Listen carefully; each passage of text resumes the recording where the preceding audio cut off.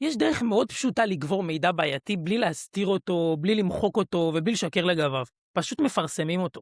עכשיו, בזמן שכולם עסוקים במשהו אחר, ניתן לפרסם כמעט הכל. ביום של מלחמה, אסון, משחק גדול, משבר פוליטי, בחירות או כל אירוע אחר שמשתלט על המסך, כל אלו יוצרים תזמון מעולה לפרסם דוח או החלטה או איזושהי העלאת מיסים או כל מידע אחר שלא רוצים להתמודד איתו ביום אחר ושקט.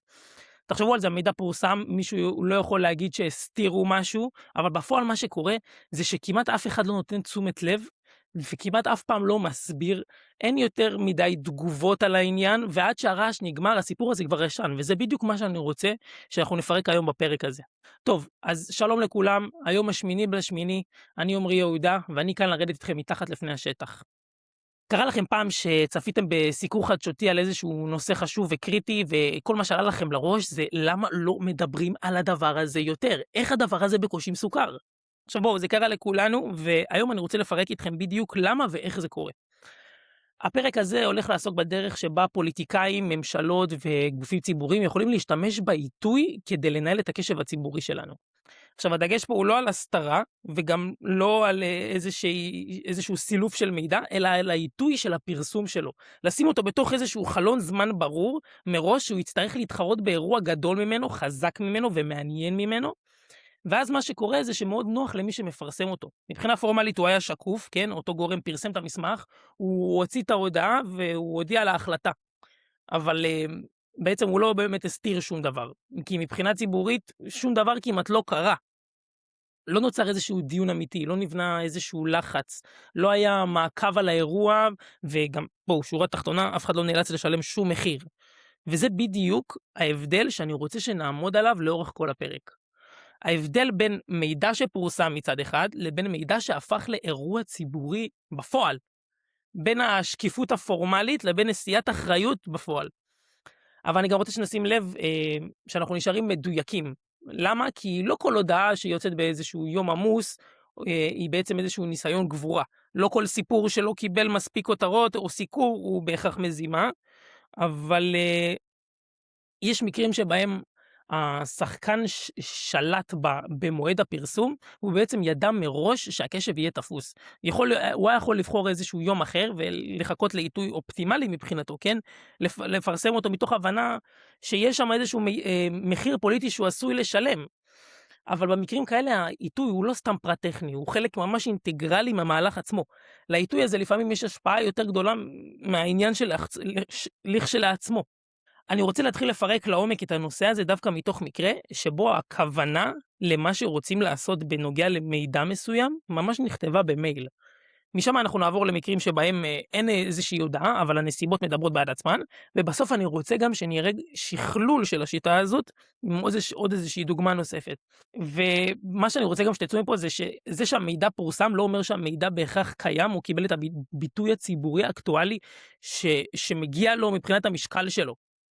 והמקרה הכי קל כדי להראות את הדבר הזה, זה מקרה שבו אנחנו לא צריכים באמת לנחש מה הייתה הכוונה של מי שהיה מעורב, ואנחנו לא צריכים לחפש איזה שהם דפוסים, לא צריך לנתח סיבות, וגם לא צריך לשאול אם מדובר בצירוף מקרים. כי במקרה הבא, הכוונה פשוט נכתבה שחור על גבי מסך. ב-11 בספטמבר 2001, בזמן שכל העולם הסתכל על הפיגועים בארצות הברית, יועצת פוליטית בריטית בשם ג'ו מור, שלחה מייל, ובמייל הזה היא כתבה ככה: זהו יום טוב מאוד להוציא דברים שכולכם רציתם לגבור עכשיו. ואני רוצה שתשימו לב למילה הזו שהשתמשה בה. להוציא, אוקיי? לא להעלים, לא למחוק, לא לעצור את הפרסום, להוציא החוצה. כלומר, המסמך כן יוצא, ההודעה כן מתפרסמת, והמידע חשוף לכל. עכשיו, מבחינה פורמלית הכל פתוח והכל שקוף, אבל בתכלס הוא יוצא בדיוק ביום שבו מראש אין לו כמעט שום סיכוי לקבל ביטוי תקשורתי או להפוך לסיפור טוב, כי כל העולם עסוק במשהו אחר לגמרי. עכשיו, למה המקרה הזה חשוב? כי הוא מוכיח שהטקטיקה עצמה קיימת. יש שחקנים פוליטיים שמבינים טוב מאוד שפרסום מידע זה לא איזושהי פעולה שמתרחשת בחלל ריק, כן? הפרסום מתרחש בתוך סביבה שבה בסופו של דבר יש כמות מוגבלת של משאבים, של קשב, של כתבים, של שעות שידור, ושבאמת של נפח מידע כמות נפח מידע שהציבור באמת יכול להכיל באותו היום. ודווקא בגלל שהמקרה הזה הוא כל כך ברור, צריך להיזהר מאוד מהמסקנה שהיא הכי קל לנו ליפול אליה, והיא גם, היא לא נכונה. אתם יודעים, במקרה הזה עם היועצת הפוליטית, הוא כן מוכיח שהפרקטיקה קיימת, אבל הוא לא מוכיח שכל פעם שיש איזה שהם שני אירועים שקורים, באותו היום, או בסמיכות מאוד קרובה, בהכרח מישהו בא ותכנן לקבור את אחד מהם או את שניהם, אוקיי? כי במקרה הזה, אתם יודעים, החיים נתנו לנו מייל, וברוב המקרים, כל מה שהם ייתנו לנו זה רק נסיבות, ואותם אנחנו בעצם צריכים לפרש בעצמנו, ופה בעצם גם מתחיל החלק המעניין. למה? כי הנטייה שלנו היא לחשוב שהקבורה היא מתרחשת ברגע הפרסום. שהמידע מתפרסם בשעה לא נוחה, באיזושהי כותרת קטנה, אולי ביום שישי בצהריים, ובזה נגמר הסיפור, אבל בתכלס, זאת רק ההתחלה. המידע לא הופך לאחריות ציבורית ברגע שהוא מתפרסם, כי כדי שהמסמך יהפוך לאירוע, הוא צריך משהו, צריך קודם כל מישהו שיוציא אותו החוצה. מישהו שצריך לקרוא אותו, מישהו שייתן לו ביטוי, מישהו שיבין את המשמעות שלו ויסביר את זה לציבור. צריך שהציבור בכלל יהיה עם רמת קשב מסוימת להקשיב לדבר הזה. ואחר כך כמובן גם צריך לחזור אחורה, לעשות פולו-אפים, לנפח את הסיפור, לתת עוד כיוונים, לבדוק אם מישהו שינה משהו, התנצל, תיקן, או סתם הגיב. עכשיו בואו, זו שרשרת, כן? יש לך פרסום, גילוי, עיבוד, הסבר, תגובה. הגבורה האמיתית היא לא בהכרח להסתיר את המידע או לא לפרסם אותו, כן? בסופו של דבר הגבורה האמיתית זה לפרק את השרשרת הזאת, השרשרת דיווח, זאת שמנפחת סיפור ונותנת לו באמת ביטוי תקשורתי עם משקל בתוך מרחב השיח. עכשיו זה בדיוק גם ההבדל בין שקיפות לבין נשיאת אחריות אמיתית באותו נושא, באותו עניין, כי שקיפות זה בעצם, אתם יודעים, יש את המידע, הוא קיים, סבבה, אבל לשאת באחריות זה כשמישהו בא באמת, נאלץ לענות על שאלות קשות, תהיות, קשיים שאנשים באים ומעלים באותו נושא. עכשיו בואו, אפשר לסמן וי על השקיפות ולהתחמק כמעט לחלוטין מאחריות, כי המסמך פורסם, אבל הציבור ממש כאילו לא מודע. ואני רוצה גם שנעבור עכשיו למקרה שבו אין לנו איזשהו מייל, אבל יש לנו נסיבות שקשה לנו מאוד להתעלם מהן. ביוני 2018 רוסיה פותחת את המונדיאל הביתי שלה. כל המדינה בתוך חגיגת כדורגל, אתם יודעים, מצטדיונים, טקס פתיחה, נבחרת רוסיה, נבחרות מהעולם, מיליארדים של צופים ודולרים, ובכל העולם תשומת הלב, ובעיקר במדינה, מתמקדת במשחק הזה. וממש באותו יום, ממשלת רוסיה מודיעה על שני צעדים. העלאת גיל הפרישה, והעלאת המע"מ מ-18 ל-20%. עכשיו בואו, אלה לא שני צעדים קטנים וחסרי משמעות, כן? כאילו מדובר פה בצעדים שיש להם מחיר כבד מאוד בחיים של אנשים. ביום רגיל, אחד מהצעדים האלה בצרפת למשל, היה מצית גל מחאות מטורף שימשך שבועות, והם הרבה יותר חולים והרבה פחות פריירים מאיתנו, שתהיו בטוחים. גם תחשבו על זה, אומרים לציבור, אתם תעבדו יותר שנים, לפני שתוכלו לפרוש בכלל, ובמקביל חלק גדול מאוד מהשירותים ומהמוצרים שאתם צורכים, הולכים להתייקר. עכשיו בואו, ביום רגיל, הממשלה הייתה צריכה להתמודד עם זה, להסביר, להגן על ההחלטה, לתת תירוצים, לענות על ביקורת, אתם יודעים, לראות הפגנות, אבל ביום של פתיחת המונדיאל, כאילו, אין משהו שכמעט יכול לנצח את האירוע הזה מבחינת קשב. עכשיו בואו, זה לא שיש לנו איזשהו מייל רוסי שבו כתוב תשחררו את הדבר הזה בפתיחת המונדיאל. ואני גם לא יכול להגיד לכם שזה הייתה הכוונה, כן? אבל יש פה איזשהם כמה שאלות שאנחנו כן יכולים לשאול, וזה האם למשל הממשלה שלטה במועד? כמובן. האם פתיחת המונדיאל הייתה אירוע שידוע מראש? ברור. והאם מדובר בהחלטה עם איזשהו מחיר פוליטי? ברור, ברור, ברור שהיה כזה. עכשיו, שכל הדברים האלה מתחברים, העיתוי מפסיק להיות איזשהו פרט טכני ושולי. הוא בעצם הופך להיות איזשהו באמת חלק מאוד קריטי ואפילו אינטגרלי בסיפור. אתם יודעים, זה לא הוכחה מוחלטת, אבל יש פה איזושהי ראיה שצריך להיות ממש טיפש כדי להתעלם ממנה, אוקיי? כי תחשבו על זה, ביום שקט הממשלה הייתה צריכה להסביר לציבור למה היא מעלה לוקחה את הגיל פרישה ומייקרת לו כמעט את כל המוצרים, אבל ביום של פתיחת המונדיאל, מי שם על זה קשב, מי שם על זה קצוץ? אתם יודעים, כתבים יכולים לכתוב על זה, אבל הקשב של הציבור נמצא במקום אחר לגמרי, כאילו. למשל האופוזיציה ברוסיה, לא שהיא קיימת, כן? אבל עדיין ברעיון, היא עדיין הייתה יכולה לתקוף אותה, והממשלה הייתה מקבלת תנאים הרבה פחות נוחים לעבור את השעות הראשונות, אם אין איזשהו אירוע שיסיט את הקשב. כי גם תחשבו על זה, במצב כזה, אם הסיפור, למשל של העלאת גיל הפרישה, לא תופס כבר מההתחלה איזשהו ביטוי נרחב במרחב השיח, קשה מאוד לחזור אליו אחר כך. קשה להחזיר אותו, אתם יודעים, לחיים אחרי איזה שהם יומיים. הוא כבר מרגיש ישן, הכותרות עברו הלאה, ואז כשמנסים באמת לדבר ולחזור על הדברים, תמיד אפשר להגיד גם כאילו, אז מה נזכרת עכשיו? וזה טיעון שהוא מחזיק. עכשיו, זה לא בהכרח אומר שהחדשה הזו לא תתפוס איזשהו ביטוי כלשהו, ולא המינימלי ביותר, כן? אבל בסופו של דבר אנחנו מדברים פה על הנדסת קשב של המונים, של ציבור שלם, אוקיי? ותמיד יהיו אלה שיחפרו טיפה יותר וידעו טיפה יותר מהכלל, אבל כשהמידע לא זורם בתוך המיינסטרים התקשורתי, אנחנו מגיעים למצב שבו הרוב, ההמון, פשוט לא מודע למה שקורה, כמעט ולא מודע, ואם הוא מודע, אז מתוך זה שהקשב שלו לא נתפס, או יותר נכון, מוסט לכיוון אחר והרבה יותר משמעותי כרגע, וקריטי למדינה, כאילו, אתם יודעים, יש אירוע מטורף, כן? בתכלס מה יותר קריטי? יותר קריטי העלאת גיל הפרישה והמע"מ, אבל ברמה השיווקית, ברמה הרגשית, יש פה איזשהו אירוע לאומי שאי אפשר להתעלם ממנו. עכשיו בואו, המקרה הרוסי הוא הרבה יותר אינטואיטיבי, והמקרה שיותר מעניין, אם אתם שואלים אותי, כי לכאורה הוא הכי שקוף בעולם, זה דווקא המקרה של מסמך ממשלתי שפורסם באמריקה. זה היה מסמך ענק, הוא היה, אתם יודעים, מבוסס עם מחקרים, 1,500 עמודים, יותר מ-300 מומחים השתתפו בו, הוא עבר ביקורת של, כאילו, של סוכנויות ממשל והכל, זה היה דוח אקלים.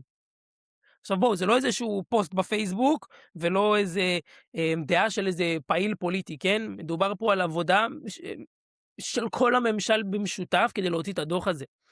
עכשיו, הדוח הזה פורסם מתי? ב-23 בנובמבר, הבלק פריידיי, היום בו אמריקה קונה. אתם יודעים, משפחות, נסיעות, קניות, מבצעים, עומס, חופשות. עכשיו שתבינו, מועד הפרסום של הדוח הוא בכלל הוקדם. התכנון היה להוציא אותו מאוחר יותר. ההסבר הרשמי היה שצריך לפרסם אותו לפני איזה שהם כנסים שהיו אמורים להתקיים בדצמבר. אבל בואו, אני רוצה שנהיה רגע מציאותיים, לפרסם דוח בבלק פריידיי במקרה לגמרי, בלי שום מניע נסתר, צריך ממש להתאמץ כדי מצד אחד להבין את הפרקטיקה, ומצד שני לא לקלוט שיש פה משהו שקורה, ומישהו שמהנדס משהו, אוקיי? ועוד יותר מזה, 3 ימים אחרי זה, דונלד טראמפ בכלל אומר, אני לא מאמין לדוח הזה.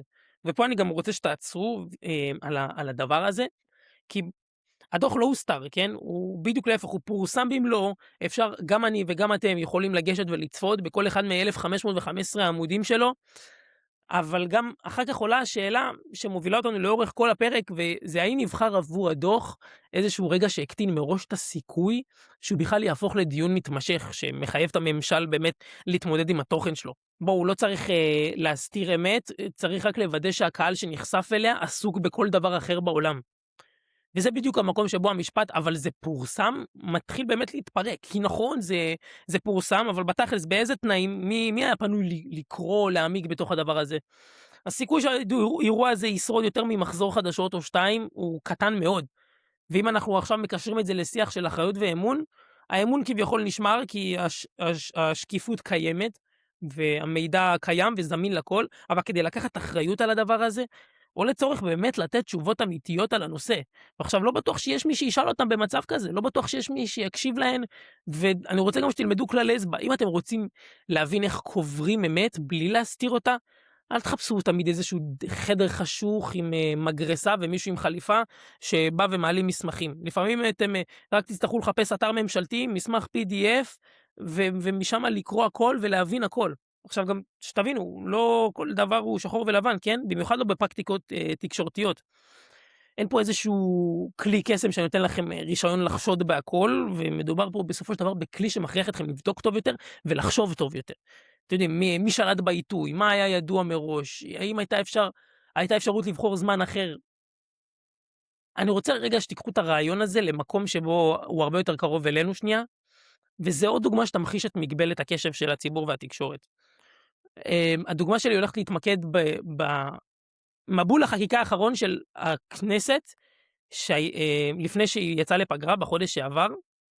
עכשיו, אני לא נכנס איתכם להאם החוקים האלה היו טובים או רעים, או אם אני בעד או נגד, זה פשוט לא השלב של הפוקוס שאני רוצה להעביר כאן בפודקאסט, אלא אני רוצה לדבר שנייה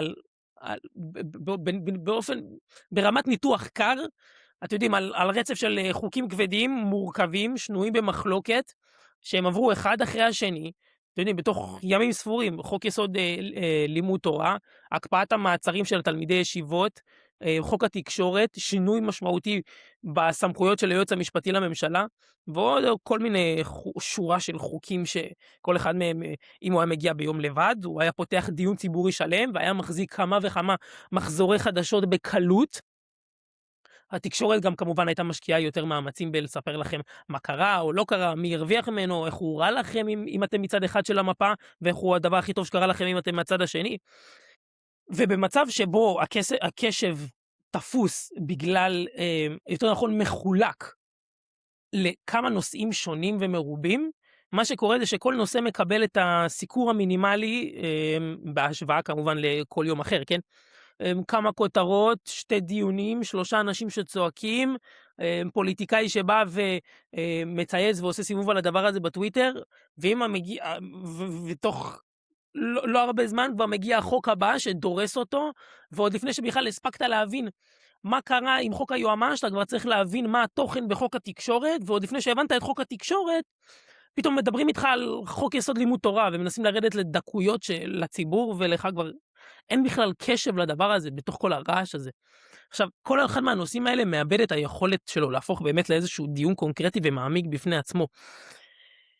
ואני רוצה שתשימו לב, כי זה בדיוק המקום שבו קל ליפול למסקנה שהיא נוחה מדי, אוקיי? יכול להיות שהיה פה איזשהו אילוץ אמיתי, ויותר מזה אני אגיד, מבול של חקיקה לפני פיזור של כנסת, זו פרקטיקה ונוהג שחוזר על עצמו בכל הממשלות, ואין אחת שחפה מזה, ומה שמשתנה בתכלס זה התגובות למבול הזה, שבתכלס זה נגזר נטו מתוך הפוזיציה, כי אם אתם שואלים אותי, הפרקטיקה הספציפית הזאת מובנת מאליה.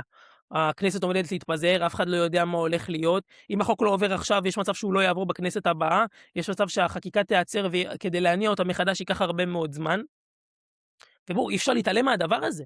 בהקשר של הפרק, קשה שלא לקלוט שמי שדחף חלק מהחוקים שהיו על סדר היום, מבין טוב מאוד מה היתרון באמת של להעביר אותה בתוך מבול. הרבה יותר קל להתמודד עם ביקורת כשהציבור צריך לכעוס על 5 דברים במקביל. הרבה יותר קל להעביר חוק שהוא מורכב מאוד, ולאף אחד אין באמת את מספיק הקשב כדי לתפוס מה הוא באמת אומר לפני שעוברים לדבר הבא. גם הרבה יותר קשה לייצר איזשהו מחיר פוליטי אמיתי סביב חוק אחד, כשכל המחנה נדרש לחלק את הקשב שלו על 5 כאלה. כל אדם והזעם שלו שמתחלק בין 5 מוקדים, הוא לא מצליח לכעוס על משהו מספיק חזק. עכשיו, גם מה שמעניין לשים לב אליו, זה איך הכנסת ממש יצרה את מזג האוויר הזה בעצמה, כי על פני השטח היא פשוט סיימה להעביר חוקים לפני שהיא התפזרה, ומתחת לפני השטח היא יצרה מצב שבו הציבור כמעט לא מסוגל לעצור לרגע, להקל ולהבין לעומק את המשמעות של כל אחד ואחד מהחוקים האלה. ושם נמצא כל הרווח.